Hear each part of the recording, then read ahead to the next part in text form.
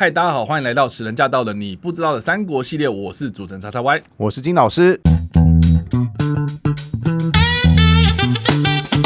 我们这一集要来聊聊的是《三国》这个电视剧的第10集的内容。这一集的内容主要是描述吕布刺杀董卓之后，董卓终于挂掉了。那之后的政局啊，到底是发生什么样的事情呢？我相信啊，很多人在看到这边的时候都会觉得，一团的混乱，包括我自己个人也是啦。那我自己在看这个电视剧的时候呢，我就会很好奇，就是说王允为什么之后被西凉军或是董卓遗留下来这些部将所背叛？史实的史料上面到底是怎么样描述这一段历史呢？我们就请金老师好好的帮我们解释解释了。好，那我们来说明一下，就是上一集我们多少有提到嘛，王允是联合朝中很多不同的势力，最终推翻了董卓，所以此时算是王允外加吕布联合执政的状态。当然啦，最大头的还是身为司徒的王允嘛。是。那在推翻董卓之后，注意他们当时只是把董卓这个算是西凉军的领袖，算是登出人生安赖了。OK， 但是董卓麾下仍然有大量的部队以及效忠董卓的部将，那这些人到底该怎么处理呢？那我这边想问叉叉 A， 就是你今天身为一个解决你政敌的一个政治领袖，然后你政敌还有很多的手下，是，那你面对这些以前政敌的手下，你会想怎么对待他们？就是我们俗话说的棒子跟萝卜嘛。你就是要处罚一些可能之前对你很不利的人，另外一方面呢，也要奖赏一些可能未来对你有利的人嘛。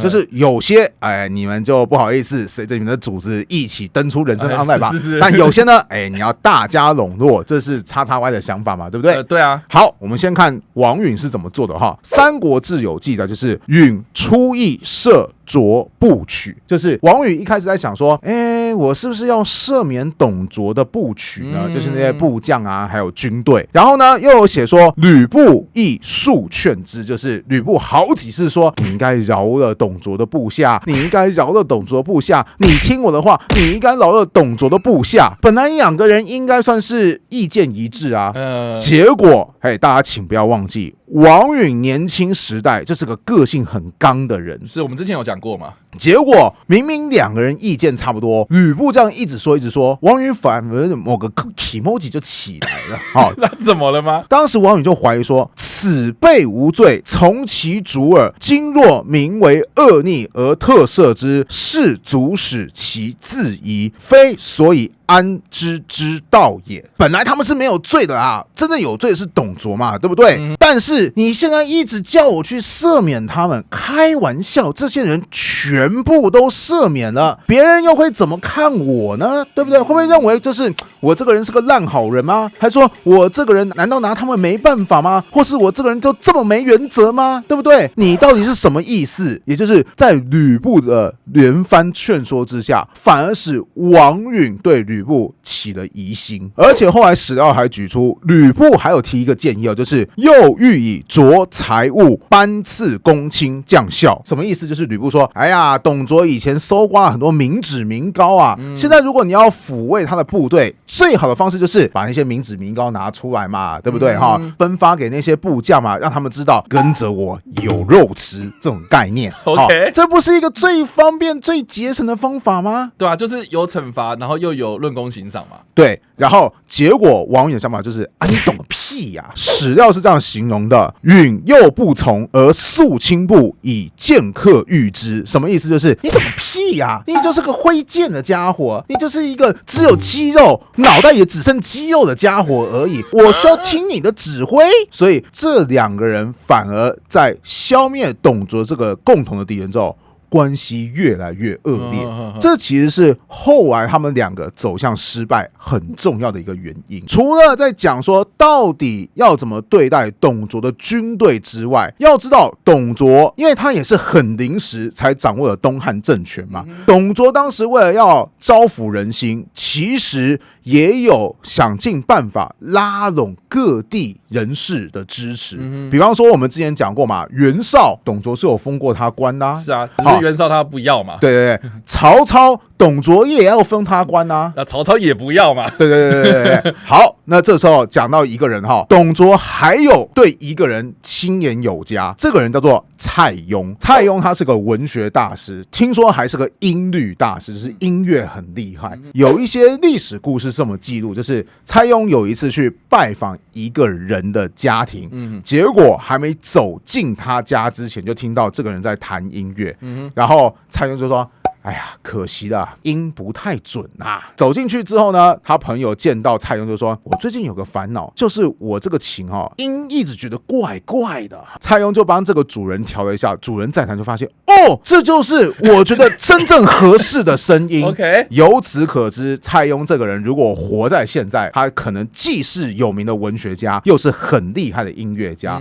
总之就是这方面的长才就对了哈。《后汉书》有提到，董卓重庸才学，后相欲戴。但其实蔡邕没有很喜欢董卓的所作所为，因为董卓毕竟还是很残暴的嘛，对不对？但是呢，人家这么的重视你，你也不好意思直接打人家脸嘛，对不对？所以蔡邕就是有一种，哎呀，虽然我没有很欣赏你啦，但是你毕竟礼节到位了嘛，我也不好直接跟你撕破脸嘛，对不对？就姑且这么将就着吧。将就到董卓后来死掉之后呢，《后汉书》提到，及卓被诛，庸在司徒王允坐，书不一言而叹，有动于色。什么意思？就是等到董卓过世之后呢，有一次蔡邕就跟王允相处在一起，大概是有谈到最近的一些时事，比方说董卓死后现在最近社会发生什么变化，朝中人心如何啊？这个蔡邕就露出一种悲苦的神色，就是哎呀，最近的日子是过得不太好啊。自从董卓过世之后，总觉得时局不太对劲啊。没想到王允勃然变色哈。当时史料这么形容，允勃然斥之曰：董卓国之大贼，激请汉室，君为王臣，所宜同愤。董卓是朝中的大臣啊，东汉差点因为他灭亡啊，你应该跟我一样痛恨他，结果你竟然对他露出悲悯的神色，你这个家伙，你还有没有道德良心啊？来人，把他关起来！这王允念听起来好像有点在情绪勒索对啊，而且不觉得这边又显示出王允那种很刚的个性？对啊，为什么他凭什么人家的想法要跟他一样啊？而且人家也没有出言反对你啊。对啊，人家也没有反你啊，人家只是听到董卓死掉之后，露出一些悲苦的神色，感慨一下嘛。对啊，然后你就说，你为什么没有跟我一样的愤怒呢？莫名其妙嘛，对不对？是啊，觉得莫名其妙，其实不止我们两个，当时就有人觉得你王允是不是莫名其妙？那个人是太尉马立低，他听到蔡邕被下狱之后，其实就离死不远赶快跑去找王允讲说，蔡邕这个人很有才学的，而且蔡邕他现在正忙着编史书，如果蔡邕死了，历史的记录就少了一笔啊，所以你就看在他在写史书的份上，你不如就饶了他一命吧。对啊，就跟司马迁一样就好。对，你讲到司马迁，王允火气就上来了哈。王允曰：昔武帝不杀司马迁，始作谤书，留于后世。哎呀，不要跟我提司马迁呐！真的讲到司马迁，当年汉武帝就是不杀司马迁，司马迁才写了一大堆毁谤汉武帝的书，好后患无穷。OK， 不就是一个蔡邕吗？写了什么烂史书，写了也不会是什么好东西啊！不听就把这个马立低算是直接给刚回去了哈。马立低劝说失败之后呢，他后来就跟底下的人讲说：王公岂不长事乎？就是王允这个人还能活得长吗？这么刚，因为一点小事情，甚至不算事情的事情，就要人老命。你说还有多少人愿意跟你同心同德啊？那事实上，后来王允后悔了。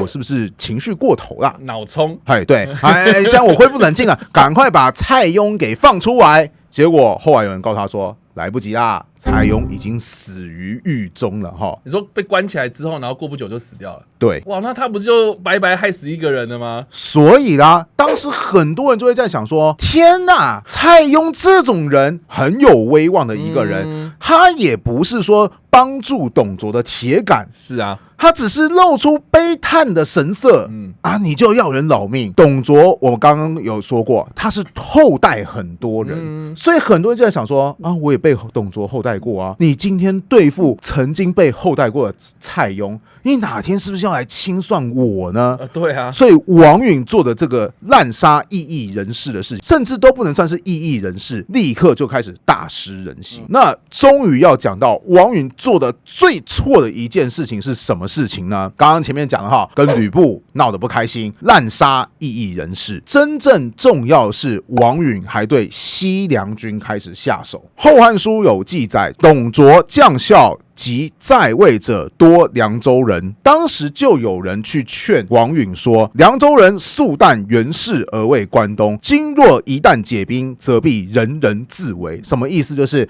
之前不是有关东各路的诸侯或是军事将领进攻董卓吗？是啊，董卓底下人都是西凉人士嘛，对不对？那这些西凉人非常害怕这些关东军。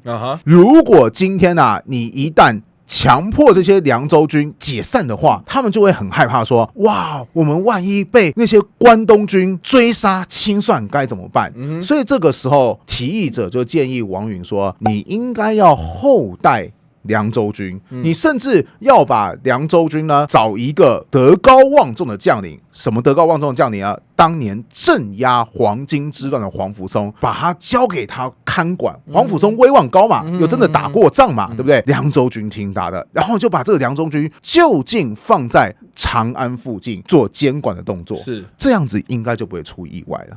那你觉得这个主意怎么样？听起来是个还不错的建议啊。那王允他又刚起来了，对，又不要了吗？对，允曰：不然。关东举义兵者，皆无徒耳。今若据险屯散，虽安凉州，而疑关东之心。什么意思？我不觉得你的这个提议根本是放屁。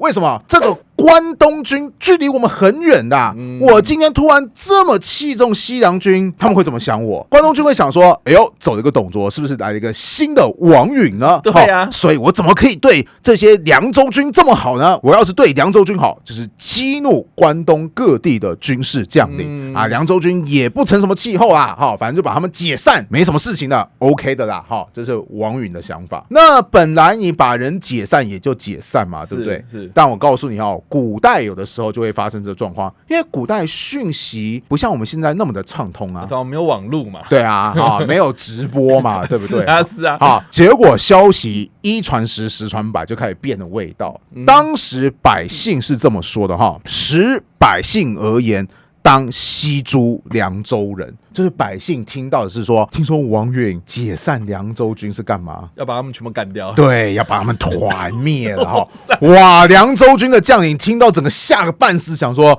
完了，我们死定了我们那个什么，接下来整个人生就要跟着董卓一起登出 online 了嘛，对不对？那这边新三国的电视剧就有演到董卓的部将什么李傕郭汜他们就聚集在一起，就说如果我们现在单独绕跑的话，走在路上随便一个亭长，有点像今天的李长博，都可以把我们抓起来给挂掉，不如我们聚集起来反抗王允吧。这是电视剧的演绎，但其实这边应该是电视剧为了节省篇幅，消失了一个很多三国迷超级喜欢谈论的人物。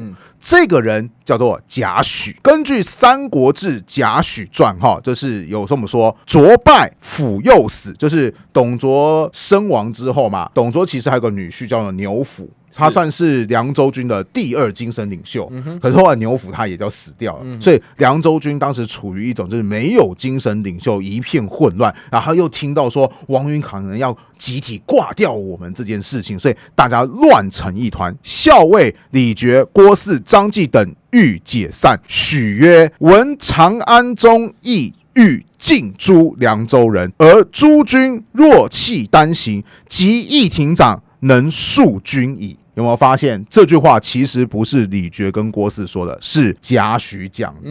当时贾诩讲说，你们这样子不行啦，那什么才是真正 OK 的方案呢？不如率众而西，所在收兵，以攻长安。你们与其绕跑，我们手上有兵而且不只是我们手上有兵，凉州军是四散在长安各地的。我们现在就立刻往西攻下长安，在攻去的路上不断收拢这些原本是凉州军的部将，我们的声势一定壮大。到时候我们如果攻陷长安，才是我们唯一的活路。后来根据记载，李傕跟郭汜在一路往西的过程当中，聚集的部队超过10万以上。你也可以看得出来，就是王允到底得罪了多少人啊？对呀，10万多人都讨厌你呀。那王允怎么反应呢？其实根据吕布相关的传记有记载，当时长安还是有进行一些防守跟反击，包含这是最著名的，就是当时郭汜跟吕布遇到的时候，两个人就开始商议说：“来，不用大动干戈，有种来单挑啊！”结果吕布一矛刺中了郭汜，好，这算是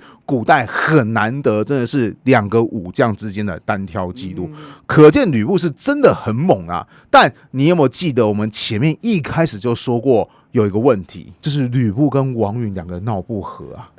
对啊，那为什么他还帮人家去刺杀郭汜呢？很简单啊，他今天如果不努力奋战，董卓是他挂掉的。西凉军冲进城，第一个找王允算账，第二个找谁？吕布吗？当然就找吕布算账啊，是你一起联合王允的，对不对？所以这时候吕布也是想说，我要为自己的生存奋战。可是吕布的很多建议或是很多的概念，王允又是不接受的，所以就出现所谓将相不合的状况。长安城坚持不到10天，就被李傕郭汜的10多万大军给攻陷了。那有像电视剧里面演的一样，王允他最后是从城墙上面坠下来，然后跌死了吗？哎呀，那个电视剧当然要演的比较动情一点，大家看的才比较纠结一些嘛，对不对？史书当中只有提到王允最终被李傕等人给杀害，而且弃尸于市，就是把他杀掉之后，他的尸体还丢到市场上面去，因为市场就是大家人来人往，最多可以大家都会看到的。对对对，就是一种示威啦。而且夷三族，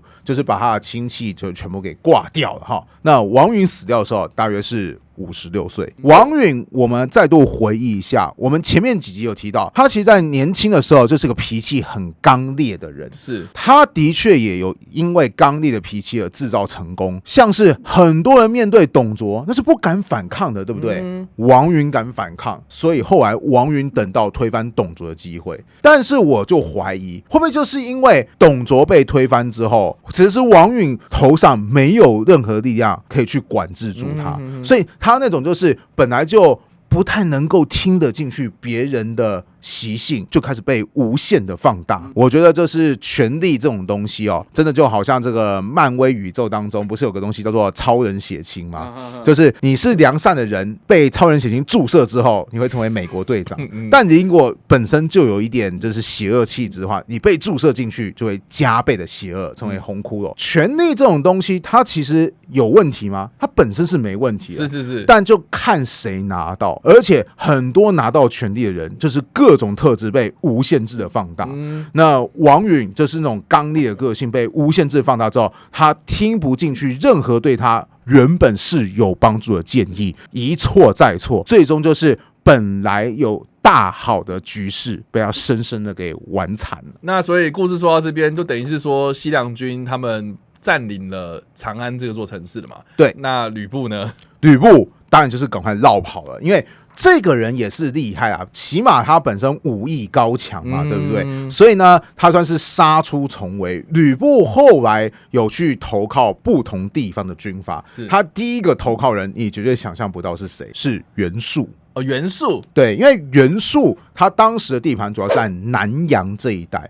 我们之前在讲就是关东联军去攻打董卓的时候，就有讲过说袁术以及跟袁术联合的孙坚其实是打到距离洛阳最近的一批部队，所以当时吕布先投靠袁术。那袁术本来也觉得说一个猛将来到我这边，是啊，好好器重他。结果吕布就怎么样呢？吕布就开始居功自傲，一天到晚跟别人说：“我告诉你哦，是我挂掉董卓的哦，大汉没有我的话，都不知道是什么下场啊，我是大汉救星啊。”然后呢，吕布是有带一批部队投靠袁术的哈。本来袁术想说，哇，骑兵部队身经百战，有着这一批部队，再加上这个猛将，我的军力一定可以提升。结果军力提升还不知道，他只知道一点，就是吕布的部下很容易去抢劫，造成很多部队以及百姓怨声载道。那袁术当然有的时候就要去跟吕布谈说，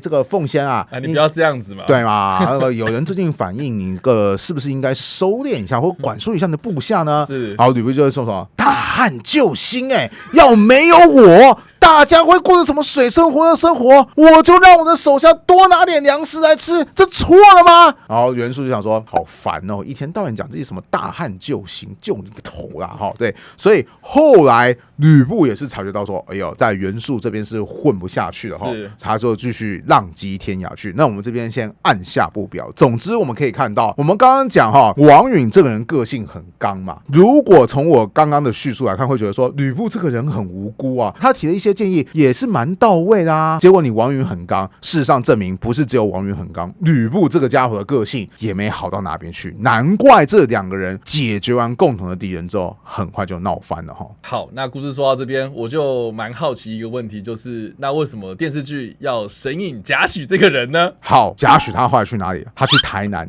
开始广播棒球。你说台南贾诩啊？这个不闹，说回来，贾诩其实在三国当中是个非常非常精彩的人物。对啊，他都有他自己的传了。对，而且贾诩这个人在三国，他每一次出谋划策，就是不出则已，一出必中。贾诩传曾经就有描述过说，那个时候是贾诩还没出名啊，他有一次出外旅行的时候遇到盗贼。然后盗贼就想说抓起来把他给挂掉，结果贾诩就说：“你们这个时候挂掉我是很不聪明的事情哦，因为我的亲戚是朝中的高官，如果你们把我绑架了，你们可以要求赎金，比挂掉我抢走我身上钱，这不是那个优渥非常非常多吗？哦，你还不如绑我。对。好，盗贼想说，好像有道理耶，对，绑他去要求赎金。结果后来等到贾诩算是度过最危险的时期之后，他就通知了其他的救援部队，